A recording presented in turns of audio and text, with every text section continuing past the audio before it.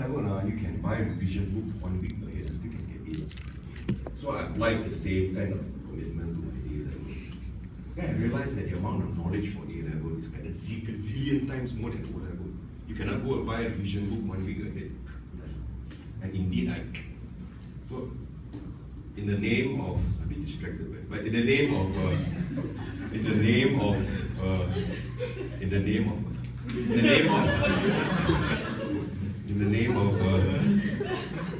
full disclosure, in those times we took about 5 subjects for A-level. So I got 2 Bs, 1 B, and 1 E. Yes, your respect for me has gone down this time, right? Okay. 2 Bs was on bio and maths. I was in the bio class. And the B was physics and the E was chemistry. And the one I had was for general paper. The one don't need to study one. So general paper got A. Don't need to study one. Don't need to study one.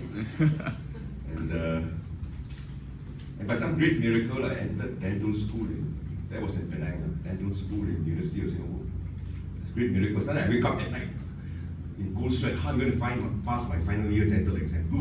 Okay, that's 30 years ago. So I think I need inner healing. You know, lay hands on me, be healed from his exam trauma. You know?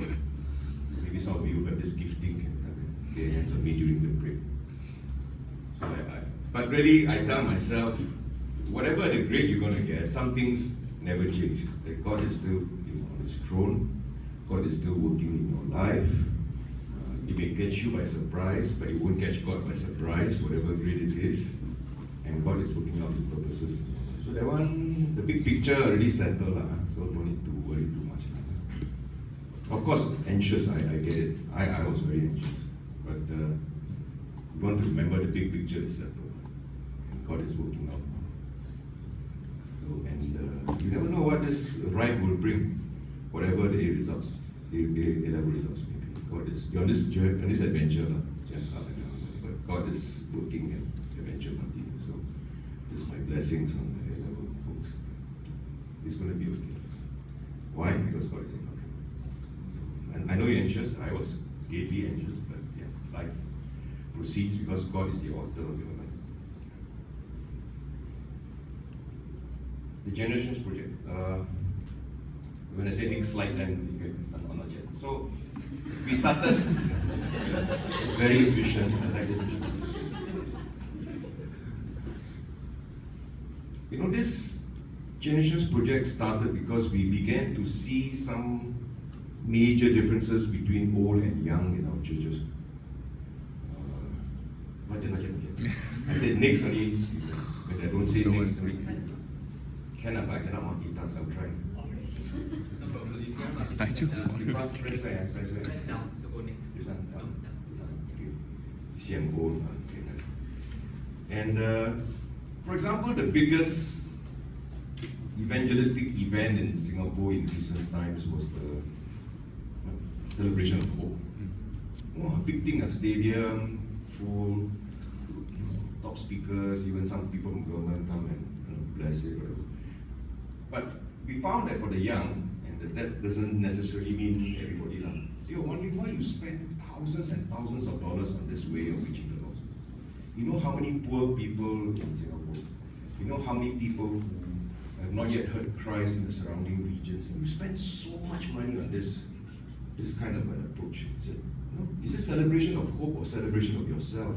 Well, Christians are rich, we can afford to rent stadium, even minister come and bless. So is it what is your optics here now about the gospel or about how great Christians are? So we spend so much money. But for those who are older, which is none of you here, those who are older, there are people who remember something that you may or may not know called the Billy Graham Crusade. I remember this because I was in my final year of uni or something. The Billy Graham Crusade. And there's a very clear before and after, Before the crusade, after the crusade, the spiritual atmosphere of Singapore changed drastically. Many people came to know the Lord, many denominations were revived, many parachurch groups began to form. There was a very drastic change in the atmosphere of the spirituality of Singapore. So those from that generation said, Lord, I think Christianity is not doing so hot in Singapore. Lord, we want God to do something like that again. So they are praying that God will revive the country. So in their mind, they're not thinking of, spend so much money and show off, you're rich. In their mind, they are concerned for Singapore, for the unity of the church, for a fresh touch from God. But you go and throw these two groups of people together. The older folks are wondering why the young, as usual, not cooperative one, never show up for these things. I mean, they're not concerned for church unity and evangelism. And the young are thinking, why these old people, older people, always do things like that, big and showy, but I don't think the gospel is about that. So, in this whole project, which we really do not come from the perspective of who is right and wrong, we're trying very hard to understand why people are there. Why a certain generation is like that, why a certain generation is like that, so that we can help to build a bridge.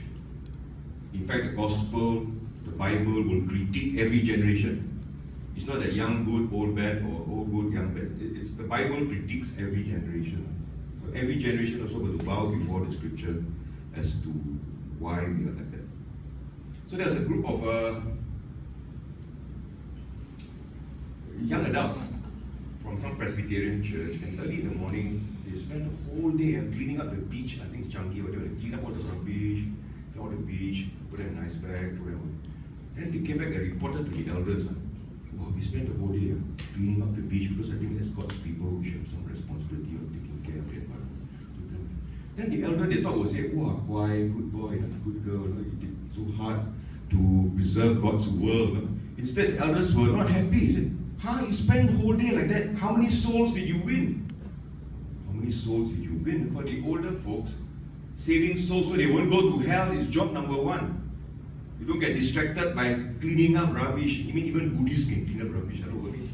You're the ones with the gospel that will save life. How come you all never share the gospel with people along the way? You just clean rubbish only. So again, you see this tension for the older. I mean, they would be influenced by their parents who lived through the war. People actually died, so you want to save them before they died. This is understandable. But for the young, the internet, you see there are many needs all around the world. Lives destroyed by environmental damage, and you think as God's people, we have a broader agenda than just saving soul, right? So again, you see misunderstanding. The young, they are not concerned for the lost. And you can crunch coffee, so you can crunch for the Lord, and or you can suck some, you become soft. They are not concerned for the lost. It's an eternity without God to go to hell. And the young are thinking, why you are so narrow? Your gospel is go heaven when you die. No? But what happens within now when you die, when the world is going to hell? So you see this tension again. For the young, this approach of preaching the gospel sounds very individualistic. You get saved. And it sounds very transactional. You pray sinner's prayer, you go heaven. And it's escapist. Escape from this world, go heaven. But the world is going to hell, you go chop. That's not Christian, is it? And for the old, they remember something called the social gospel. There was a time when the certain Christian groups said that our only responsibility is to educate, to help the poor, that we don't go and catch out people with the gospel. It's an intrusion on their life. And then because of that, the church really went downhill. So many of the older folks, remembering this, are scared we go down that road again. So you go and clean rubbish, but never preach gospel. It's the first step towards this slippery slope. So this kind of examples, I don't know how you have encountered the generational difference in your church. The old elders, LC people of a certain maybe boomer, PLC, at most Gen X.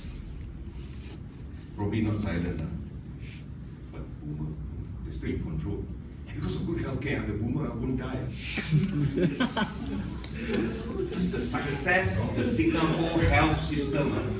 He'll be LCC until he dies.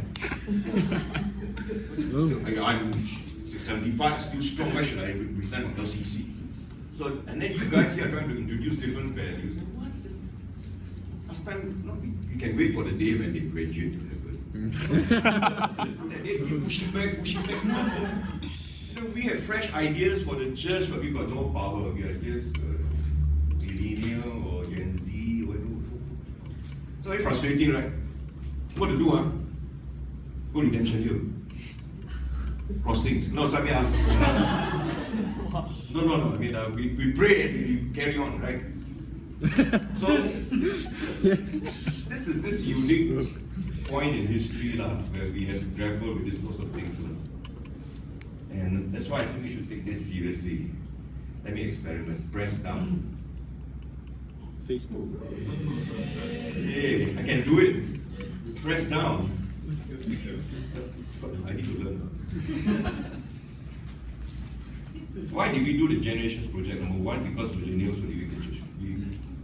When we first were exposed to this, it was many years ago, where many churches coming to us, hey, the same LCC boomer leaders.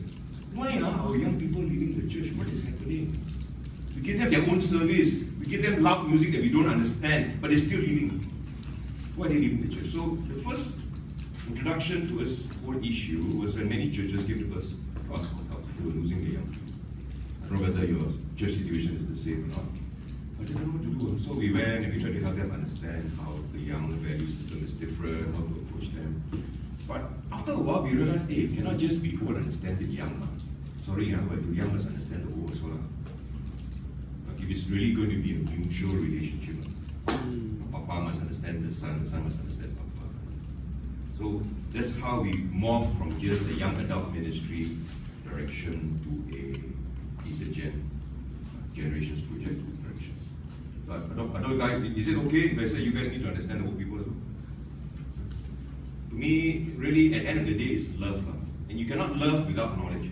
If I want to love you or your generation, I must know what are your fears, what are your dreams, or that, and vice versa. What are old people afraid of? What are their concerns? So there need to be this understanding for us to love each other. No love without knowledge. I cannot love you in some generic sense. I must know your generation, what are the things about why are you. So we talk about unity through empathy. We want to build a situation where at least we begin to understand why I'm like that. Oh, no wonder I went through all these kind of experiences. No wonder I like that. And why are my parents like that one? I don't understand why. Now I understand. Oh, no wonder I understand why. So unity through empathy. That means we begin to enter into the feelings of another generation as we grow in understanding of our own generation. Why I like that one? So unity through empathy. Now, to empathize doesn't mean you have to agree or endorse. But at least I know why people are like that. I know why they're like that. So I can cut them some slack. And I also understand why I'm like that. Maybe I have to change. So the third reason we did this is because there's no Asian study, no Singapore study. A lot of it was Barnard, which are very famous, which is primarily American. Also, they have done some studies worldwide as well, to be frank. But in terms of in-depth study of the Singapore scene, that means you guys, this guy. So we all need to know how we are different. Some things are similar worldwide, but some things are different. So the Generations Project, $25 in the book. The Generations Project is because of these three reasons. Millennials leaving the church was a crisis. We want to help people understand themselves and other people, other generation. And thirdly, there was no really in-depth Asian study. So my friend Wei Hao actually is a hero in this. Actually, I suggested that he be the one to come, but they said they want some older person. Okay. Sorry that you got me. Wei Hao be so much cooler. I try to be a bit cooler. Cooler? Okay, thanks. Skills future. How to cool. Sorry. We live in a unique point in history. We may have had only actually at least six generations, but we can only interview 5 of them. The silent generation are born 28 to 45. That's my parents' generation. The boomer. Why is the silent generation silent? Because they were too busy surviving. They went through World War II, which is a horror that none of us understand, unless you're staying in Gaza or Ukraine, or otherwise you have no idea the suffering that my parents went through. So they are silent because they are too busy surviving. I respect that. If they didn't do their job, we all wouldn't hear it. And the boomer generation. Why boomer? Because after the war is over, and then people got time to make babies. During wartime, hard to make babies. Darling, for tonight got bombs, you know. He's like darling. He's like tonight. I make babies during the war, right? Very hard to make babies during the war. So after the war is over, boom, they make babies, and this is already a boom in the population. It's like called a boomer generation. And for the longest time, they were the largest generation until the millennials came. The boomer generation, born 46 to 64. Then the Gen Xers, born 65 to 80. Of course, different studies will be slightly different, but this is a broad kind of definition. Born Gen X, which is a very quiet generation. They're not the kind who will come and fight with you. They are squeezed between two very loud generations, boomer and millennial. But Gen X very quiet. They don't like you, they quietly slip away. So many judges, very few Gen X. Number one, because they are quite a small demographic to begin with. There's not that many to begin with, and they are not confrontational. And if they don't happy, they just quietly, or they quiet quitting. They come to church but don't do anything. They don't believe in what's happening. But our studies have shown that all things being equal, Gen X actually make the best leaders today. Because that's not the only criterion now. Because they can build bridge to up and down. They know enough of their older people value to connect with them. And their generation technology begin to arise. And so they also know how to connect with those younger. So all things being equal, this is not the only criterion. Gen X make good leaders. Any Gen X here? Are you all happy? Are you all happy? Good leaders. Okay. Then millennials born 81 to 96. It's the first group that really grew up with the internet. For those older than them, they remember a day when I had no internet, and the day when I had internet. I recall that day because I ordered my first computer. It was a Gateway. Anybody knows a Gateway? Computer came, and I was so scared of this thing. The press one button explode. So I scared of computer. I keep calling my tech friend. Hey, I think all my files have disappeared. Where have they gone to? I'm scared. Mikey. And then they will tell me how to recover it. So I remember the day when there was no computer and the day there was computer. But not for millennials. They grew up with a computer. So, and also they grew up in a time of relative peace. Before COVID, unless you're in America and 9/11, there's a time of relative peace and prosperity. So you're willing to try things. The world is very big. There are many opinions. Your pastor only know one style of preaching, but you go, oh, there's so many styles. So you're very knowledgeable, and the world is very big. And because you are not obsessed with survival, you're willing to experiment, try things. You download an app, you don't work, just delete it, try another one. So that's your approach to life. You're willing to experiment. I'll talk a bit more about that later. That is the internet generation. Then Gen Z, born 97 to 2012. I suppose there are many Gen Z if you're British, Gen Z if you're American. So that generation, they not only grew up on the internet, they live their life through this. This is not just a tool that they use, but they live their life through this. So the moment they're born, this is what they live their life through. And for better or for worse, for one thing, rape and violence between Gen Z is dropping. Why? Because you can't rape people when they're rape people. Believe me, you can't rape people. There needs some kind of physical contact. And you cannot fight and punch people. You really break your own phone. What the?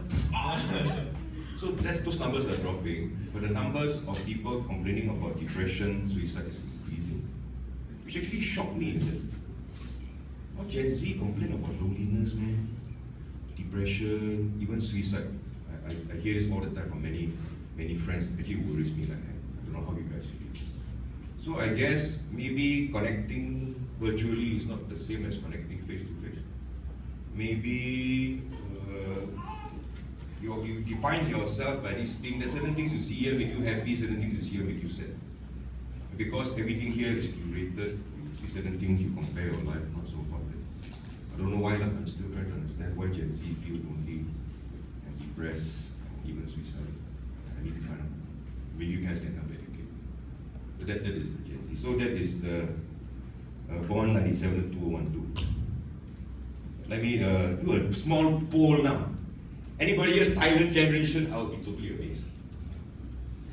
If you're a silent generation born in 2045, I need to ask you what ginseng you're taking. I mean, what? Okay, born boomer 46, 64.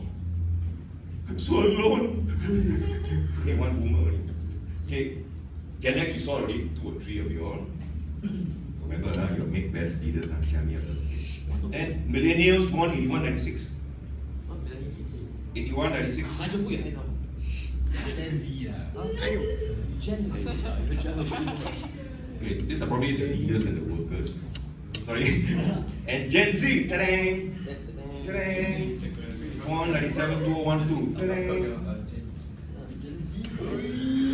You will save the world.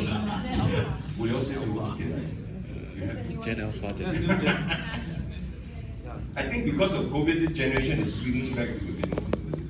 More concern for work, salary, or that. There's a slight swing in our studies. Especially those who have been traumatized by COVID in some way. Older Gen Z is still like millennial, that's still next kind of thing. But the younger Gen Z, we find swinging back a bit more appreciation for institutional church, more concern about work and salary, which you wouldn't hear from the older generations. So anyway, I want to say up front that I don't stereotype people. I don't say, oh, you Gen what, you Gen what? You sure like that one? So I think everyone is an individual. In my ministry, I don't prejudge someone because of their generation. Now, there are some old people who may be older. There are some younger people who are very old hearted. So I don't prejudge based on generation. To me, these are just indications of trends. We need to talk about the trends, but it doesn't mean that every individual of that generation is exactly like that. That is not the way it goes. You guys okay? Stay with me? Eat some coffee? Yeah. And okay, let me press down again. Ooh, okay, correct. My question now actually is why the heck did we bother with this generations thing? Why did we try to help the different generations be united? Why bother? In fact, I get this sort of response from many of the older leaders. Just trust God and go only lah. Why so much language and bandwidth talking about generations? Why? So, I think God is very concerned for unity in the church. And if I want to go to a test case where the church was really disunited in the Bible, it will be the church in Corinth. Wow, really divided. And their problem was not generations. Whatever age they were under Greco-Roman and Jewish culture. So whether you are 20, 40, what, all still under the same culture. So their problem is not our problem. But they have many problems with disunity, so we can learn about the disunity part. For example, racial. The Jews will say, hey, we are people of the book, man. God selected us to be people of the book. We are God's special people. And the Gentiles will say, yeah, these fellas are just farmers, fishermen, whatever. We are the intellectuals. We Aristotle, Plato, we are the clever ones. And now they go into the church and accept Christ, they're now equal. Not only that, got to wash each other's feet. Ew. And got to share the church makan together. If you got char siu, I can't come. I'm a Jewish background person. No char siu. What? No char siu? So can see all the. Can you see the potential problem? No char siu, man. What the? But then the Jews say, I haven't taken char siu all my life. I cannot begin suddenly to take char siu. Although in the new covenant, nothing wrong. But years of cultivating a certain sensitivity cannot simply overnight just change. So you see all this conflict. So in the Corinthian church, Jew and Gentile. So Paul has to address this disunity. Rich and poor, classic disunity. Rich people have more control over their times, but church makan, they will come on time or early because boss, you can control what time you work, what time you get off your company. So they come, it's got the food all sweet, the caterer come already. Wow, some food, eat all the food. Oh, okay, I love chicken. Hey, today got sioba. Oh, so it is. Then the poor people who can only come when their bosses allow them to come, they're slaves. And slave, whatever. I think the Roman Empire slave not as charmed as the black experience in America. But a slave means you still belong to somebody. So you can only come when the boss allows you. Maybe some of those bosses came early. And they come really hungry, they're the ones who actually need the food. They come, oh, the food gone already. So the best parts come, the sioba finish. Finish already. So you tell us poor people out in the world, we are people who are under the rich people. You tell me the church is different, we're all equal in Christ. But in terms of experience, still the same. Rich people have more rights than poor people. What the? So, Paul said this one cannot. We really are one family in Christ. Hey, rich people, are you hungry and go and eat first? If you come here, we all eat together as one body in Christ, where we really are equal. So tensions of rich and poor. Tensions of people with their own heroes. Some said, I follow Paul, his thinking is so intellectual. I follow Peter, man, he went through so much, Peter. So they will go and see all the TikTok clips, video clips of all his favorites and read all their books. It's such Apollos, man, you see his preaching, man, Apollos. So they go and watch all the Apollos preaching tapes and recordings. And some actually said, you guys are so immature. You follow Paul, Apollos, but we are more spiritual. We follow Jesus only, Jesus. So you go and look down. So you see all these divisions of people with their own heroes. Even today, right, everybody got John Piper or Johnson. So everybody got their own heroes. And we are divided along those lines. And Paul said, cannot live. So there are just a three very gung-ho about tongues, not so gung-ho about tongues. There are about 7 or 8 things. If you are the PIC of the church at the Corinth Methodist Church, you die of heart attack. I don't want to be LCC also. Such a divided church. So Paul Bobian to write something to address this division. So we want to see what we learn about intergen disunity through Paul. Although the problem there not the same as us. We are more concerned about the different generations who think differently. Paul, all these kind of problems. Racial, different hero, rich and poor. But the principles remain the same, and I want to share at least 3 principles from Corinth. Number 1 is unity. Paul is saying, you are telling the world, there's only one God and only one mediator between God. Only one God. Then I see the Jew and the Gentile fighting. Means Jew got different God, Gentile different God, man. Because same God in you, same God in me. Hey, hello, shouldn't we be at least united? And then we tell the world there's only, whoa, Jew and Gentile so different, still united. Really, there's only one God. But you are fighting and people say, you all say one God, I see you all fighting, hello. And then the rich and poor say rich and poor have one God only. I see how the rich abuse the poor, you all say you all are one God only.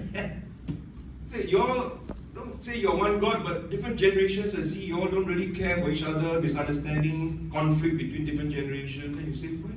No, one God, man. So Paul is saying you cannot play the issue of unity. It's something that we must take seriously. So in our generation, the issue is generations. But whatever it is that may divide us, it has to be taken seriously. The world must see that we really believe in one God, because I see you're also different. Different generation, still love each other. Oh, that's something special. I think we live in an age where we are encouraged to be unique and different. Surely your generation, you're all different, you're all unique. So you press that to the extreme, and I think there is value in this, but then we lose the other side of the equation. We are different, but we are still loving each other. So sometimes we press the different part. We don't take unity so seriously. Because the younger you are, the more we are told to find your cheese or find something. I mean, whoever you are, you discover your calling, your vocation, your passion.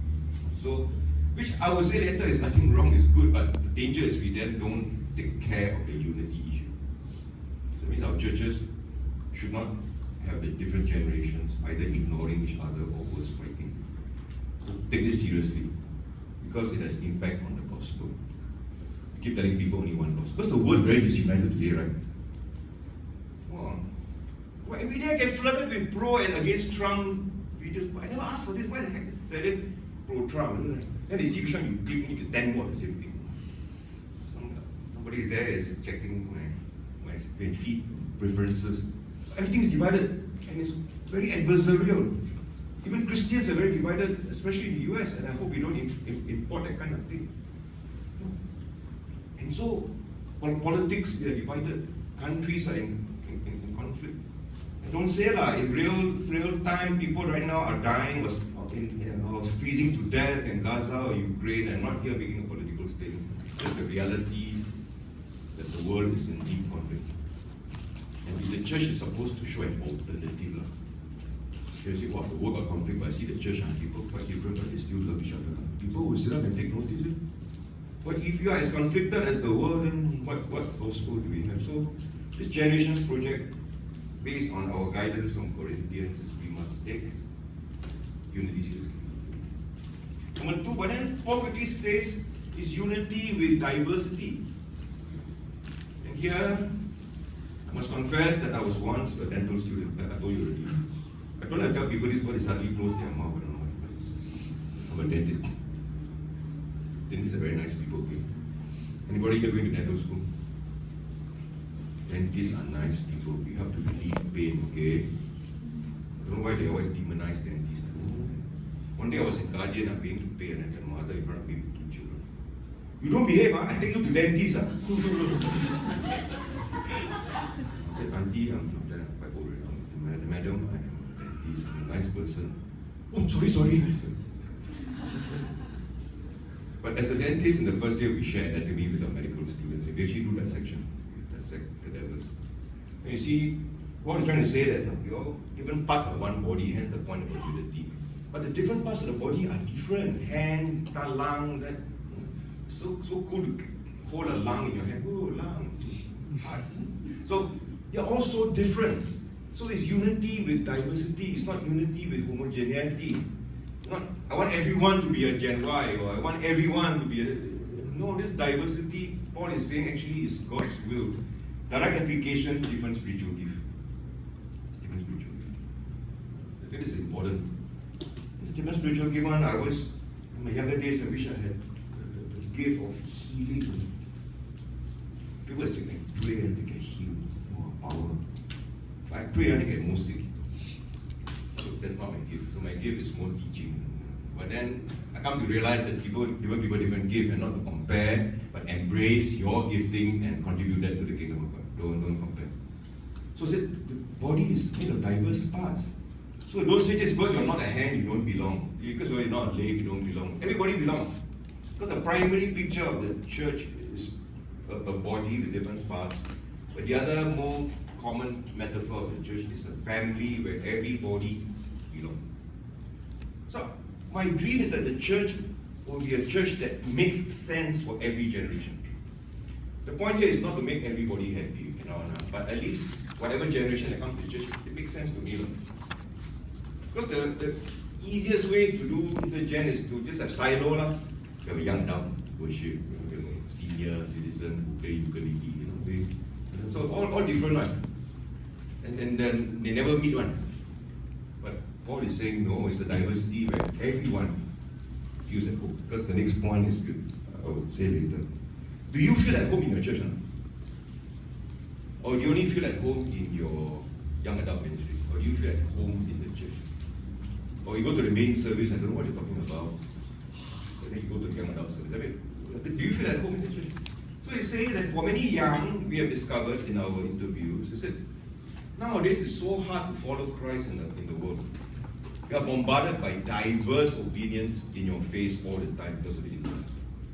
My company, multinational company, they're pushing very hard the gay agenda. What to do?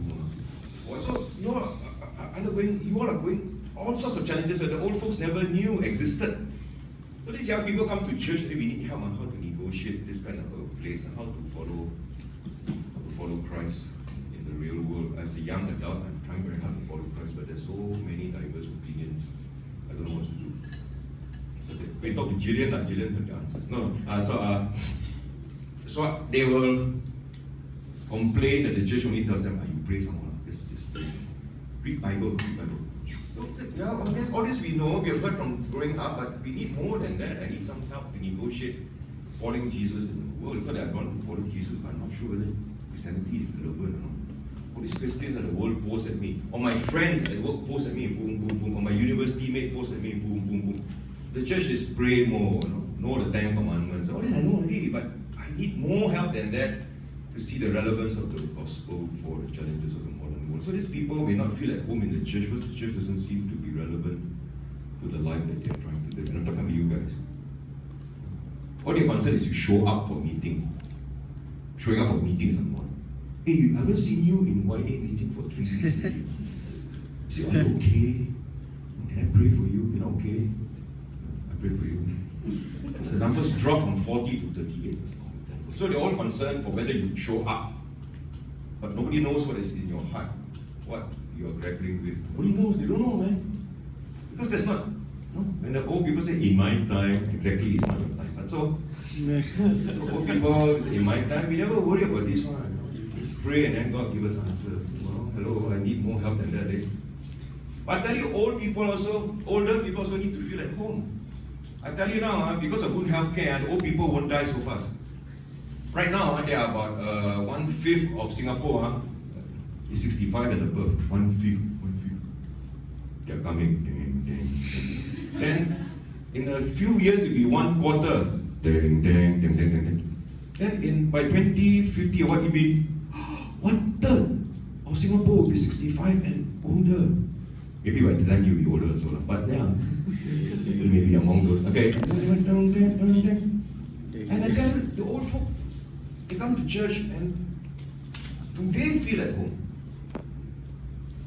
I guess if they are boomer in LCC, they will feel at home now, but not everybody is boomer in LCC. So one day there was a church camp, they got organized a church camp, and then the senior lady called up and said, no, I'm not sure how to register online. Don't worry, Mrs. Full in the blank, we will register for you. Then, how about payment? You just pay now, I must go to church and pay now. I must take the bus, go to church and pay now.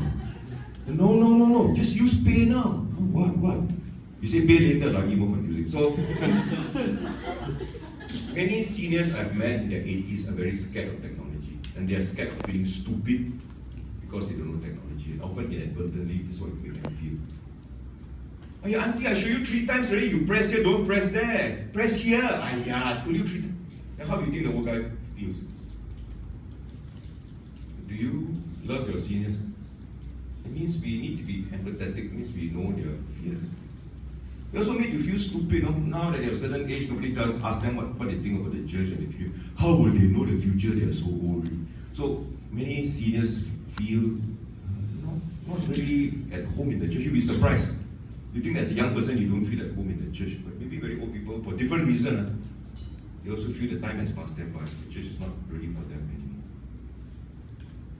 So, do you love them? Do you care for this? And I'll ask the same question to the older folks. Do you know what your younger people are going through? Do you care for them? So that's TGP. We're going around asking each generation, you know what the other generation are grappling with? You've got to love them, you've got to cut them slack and can understand what they're going through. For the much older, to them, sermon not hot anymore. It's very hard to follow sermon. So what really stirs them spiritually is the songs they sing. A song will trigger off a memory of a spiritual moment in their life. Whether it's hymns, holy, holy, holy, or give thanks, depends on what generation you go. But then they say, no, I go to church and they sing songs I don't know one. And sing so fast so I cannot catch up. I don't feel connected anymore. Old people always fight for hymns one. Let's not reduce it to that, okay? And for the young, you would have certain songs that trigger your heart. So it's across the board, is what I'm trying to say. It's not just that we give chant to old or give chant to young, but we love our family and we try to find music that makes sense to all generations as best we can. I know it's not always easy. The easy, lazy way is let's have the traditional service, have the young adult service. But then I say, what a waste, because we don't learn from each other. Not only that, it's very hard for those in the contemporary service to forever graduate to the senior service. It never happens. After 30, I've got to go to the main service. After 30, they go, it's so boring, go back. So they're now 60 years old, still in the young adult service. Because they can't take the cultural shift. So this divide into different culture services may bring you some peace for a while, but it takes away from the mutual learning. But like it or not, I have things I need to learn from you guys. And I hope it's vice versa. And that means there must be some interaction between the generations. Not just go side by side, it's the easy way out. And I'm not against age-specific ministries. There's nothing wrong with that. At different stage of life, we do have different needs. Like this retreat, for example. I think that's a place for that. We are not against age-specific. But at some place, there must be some genuine encounter between the generations, where we learn and we love each other. That's the TGP burden. So, okay, let me press down again.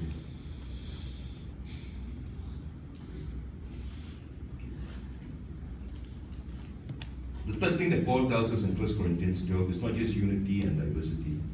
Diversity means you matter, you count. So does uncle so and so identify, he also count. Everybody, diversity. But we are different so that we can contribute to each other's lives. So we always say that the young have a lot of learned expertise. You know lots more than old people. I can never catch up.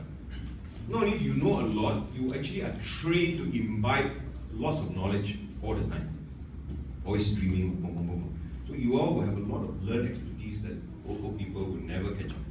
Seriously.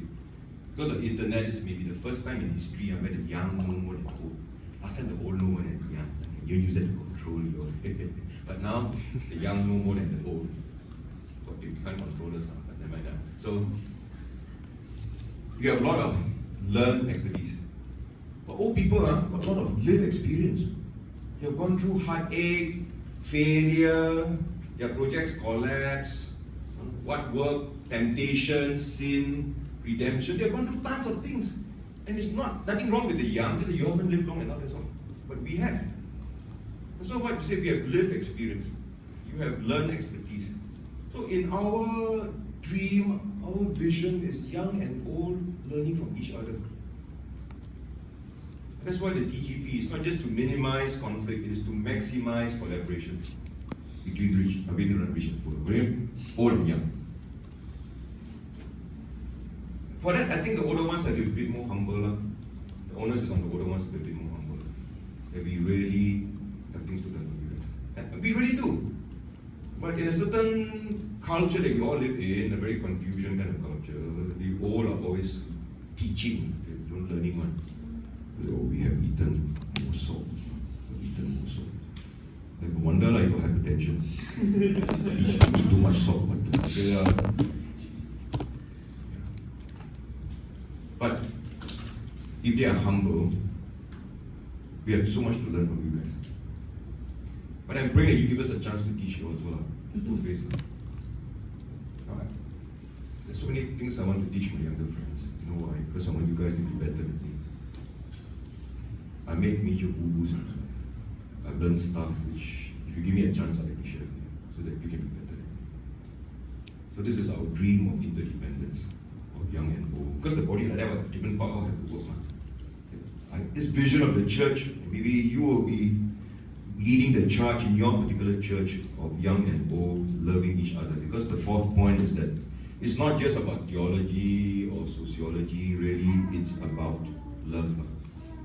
First Corinthians. So Paul is saying, I don't care, whatever, if you don't have love and you fail. What does it mean to love someone who is 80? What does it mean? Do you know what their fears are? No? What does it mean to love a younger person? I ask my peers. Do you know what they are going through?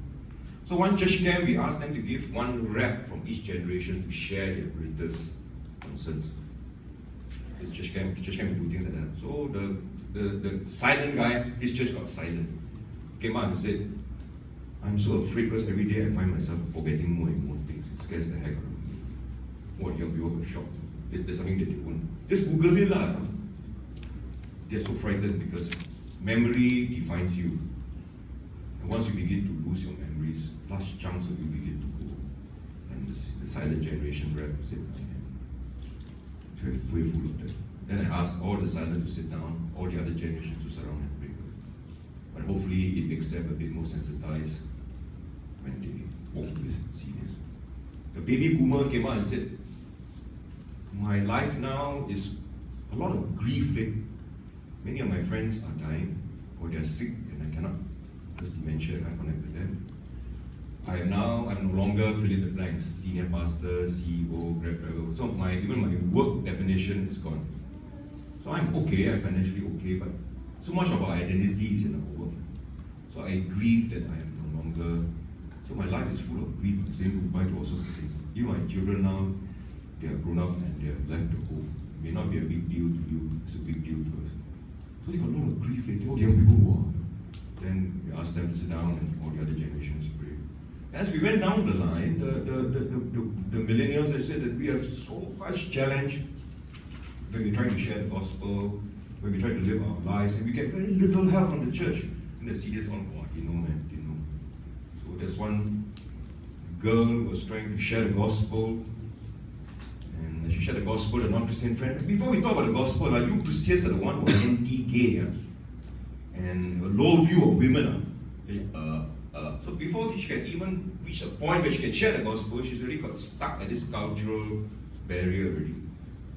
So people find their truth online, they go some site that portrays Christians in this manner. For a non-Christian, it's a very convincing site. That is how they view Christianity. You all may have heard this. So how old do you think this girl was? Kena this. For no price. How old do you think this person? Kena this, not sure, share the gospel, push back, you all anti-gay. So how do you think? Huh? Almost there, 13. Because the internet out here, this is your world. Even primary school also you cannot work really. And the old folks to have no idea. And we don't invest resources in helping you. So we really need to know each other and love each other and know where we're all struggling. And because of 1 Corinthians 13, love is actually verbs. It's not just feelings, or it's verbs. How do I help my parents? It's not just about the church, it's about your parents. And often when I do this for the wider church, it's the parents come and tell me, oh, no wonder my children like that. And I'll know how to love them better going forward. So that's what I get when I speak to older folks. They get a better idea why your children like that. And then they are better able to love them. So I'm hoping this will cut both ways. Let me do a bit more than I think you will deserve a break really. Okay? I don't think I can do all the slides today. But this is the beginning of a journey. And that's why you have to buy the book. You can buy it. Even a QR code can pay by pay now. Some definitions. That's what we work with. Multi-generational basically means that your church got many generations. That's all it means. There's minimal interaction between the generations.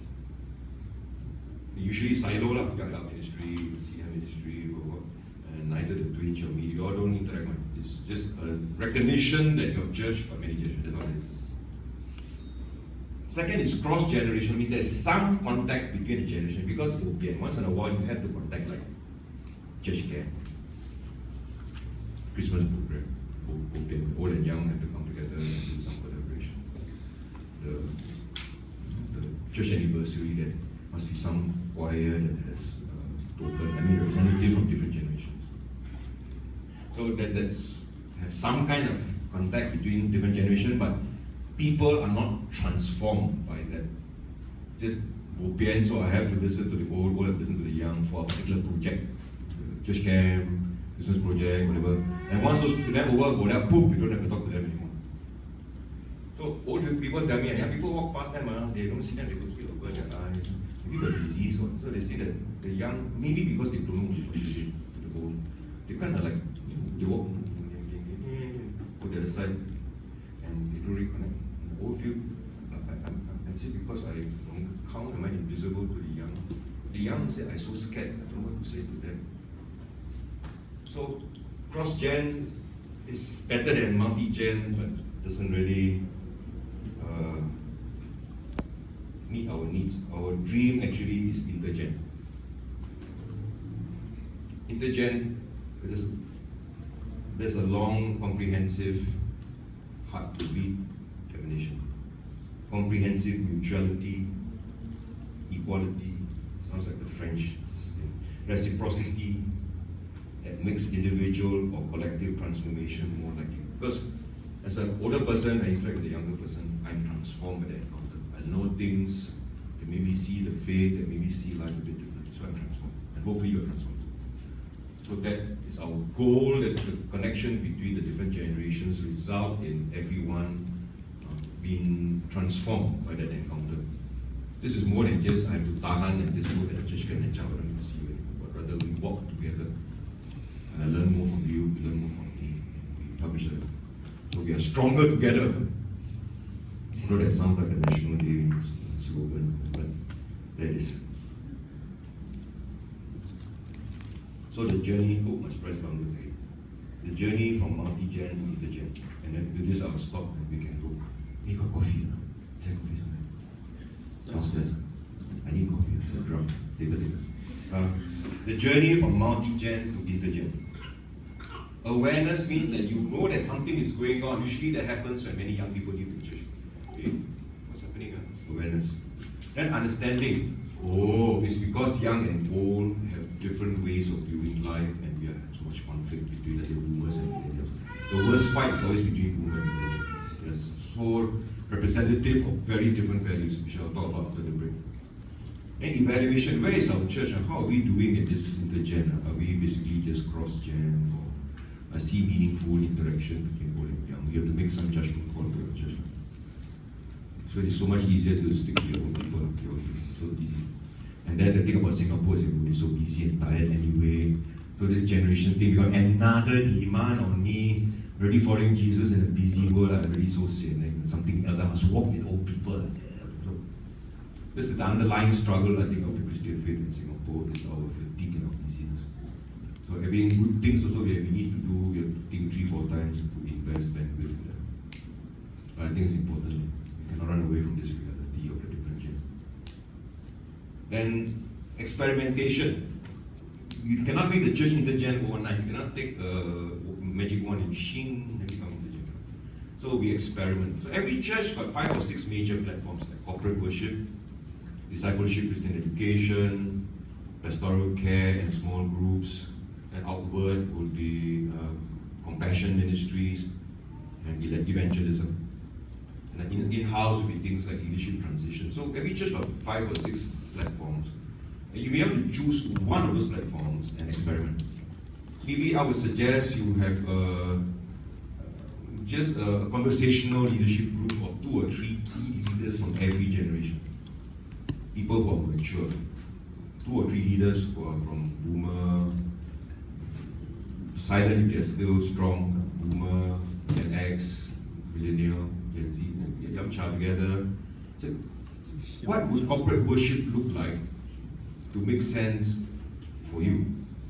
And what do you think corporate worship would look like if it makes sense for me and Old One? What do you think? So this one is not the LCC, it's just an interest group where we begin to bounce ideas. So this is not threatening. So not our results that the church must be like that, and they're always scared. I tell you, people are always scared to change one. But so it's just a conversational group. And then we can experiment maybe at the worship at the church camp. Church camp is a good place to try funny things because it's far away from home. So we try an approach to corporate worship which incorporates things that make sense for all generations. So it's all generations, it's not, every time I talk about multi-gen worship, I scared this get dominated by one group or other.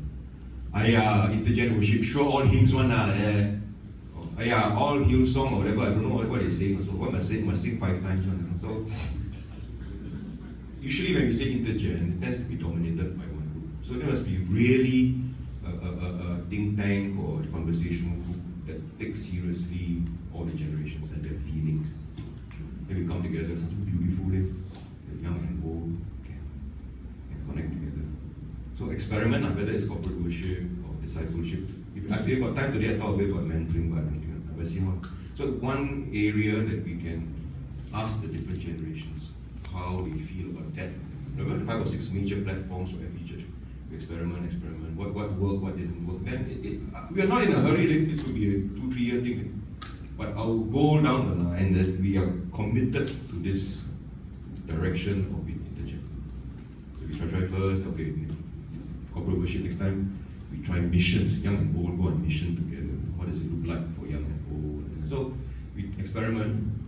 So maybe you guys have been the leaders. I got news for you. You all won't remain young forever. Sorry.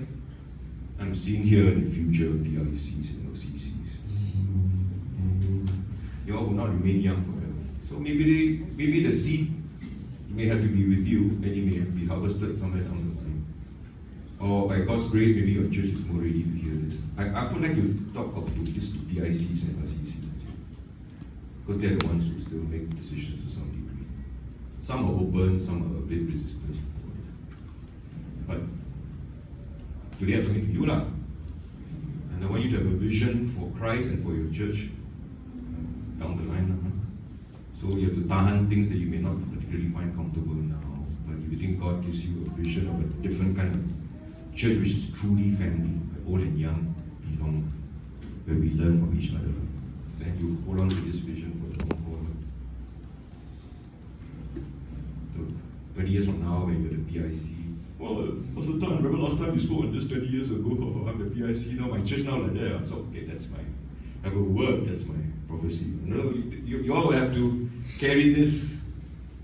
Can you carry? So, the way to carry things is to encourage one another and don't do it in isolation. Hoping that friendship groups, one will form out of your retreat here. That we all will encourage each other in our journey now. Journey sure got struggle, I'm sure, but we will help each other. Not just in this, but in different other things as well. So, dear friends, I will now call for a 15-minute break. And we come back again and talk about why the different generations are so different, man. So the different formative experiences is what we will tackle when we come back. So 15-minute break, which according to my watch will be 11:20. Yeah. You all deserve a break. Thank you for being able to tahan this whole guy.